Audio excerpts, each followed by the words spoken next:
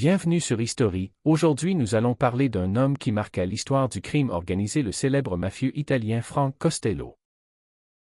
C'était un homme simple et intelligent. Il avait beaucoup de relations et c'est cela qui fait peur. Il est né le 26 janvier 1891 à Cosenza, en Italie. Son véritable nom est Francesco Castiglia.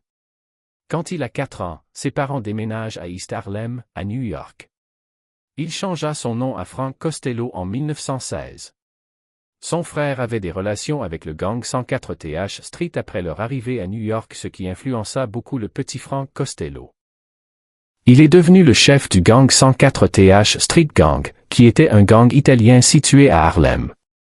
Il faisait des petits vols, assauts et ventes d'alcool de contrebande.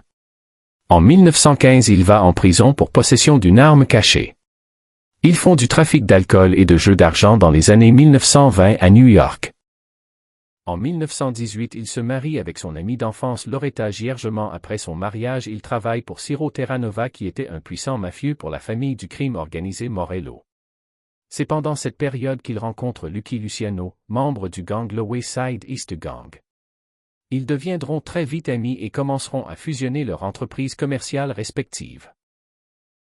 Après sa mise en liberté, il s'allie avec Lucky Luciano vers 1922 où ils commencent leurs opérations de vente d'alcool de contrebande et de jeux d'argent à New York. En 1931, après la mort des chefs de crime Giuseppe Masseria et Salvatore Maranzano, il devient le bras droit de Luciano et le lien politique principal du syndicat dont il faisait partie, lui valant le nom de Premier ministre. Après la déportation de Luciano en 1946, il prend peu à peu le contrôle du syndicat. Lors de ses années en tant que consigliere pour la famille Luciano, il avait plus de 25 000 machines à sous éparpillées à travers New York dans les bars, restaurants et dans les cafés.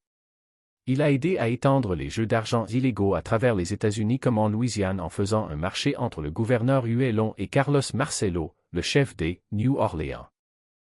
Entre 1908 et 1918, il a été arrêté 4 fois pour assaut et vol à main armée. Il se fait arrêter en 1915 pour port d'armes cachées où il passera 1 an en prison. Depuis cette arrestation, il jura ne plus utiliser la violence ou le port d'armes pour commettre ses crimes. Il se fait mettre en prison en 1951 pour outrage au tribunal. Il passe 18 mois en prison où 5 ans se font rajouter car il a été trouvé coupable d'évasion fiscale. En 1957, sa caution est payée. Il retourne en prison la même année pour outrage devant le grand jury. Il passe les prochaines années en prison. Il est remis en liberté en 1961. Il meurt le 18 février 1973 à New York, aux États-Unis, d'une crise cardiaque au Doctor Hospital. Après sa mort, sa mausolée a été bombardée par Carmine Galante qui a pris la tête de la famille Bonanno. Sa mort a mis fin à l'âge d'or. Il est reconnu pour avoir inspiré le célèbre film Le Parrain. Frank Costello inspira plusieurs personnages comme Tony Soprano dans Les Sopranos, Vito Corleone dans The Godfather et plusieurs autres œuvres. Merci d'avoir passé la soirée avec nous et bonne fin de journée.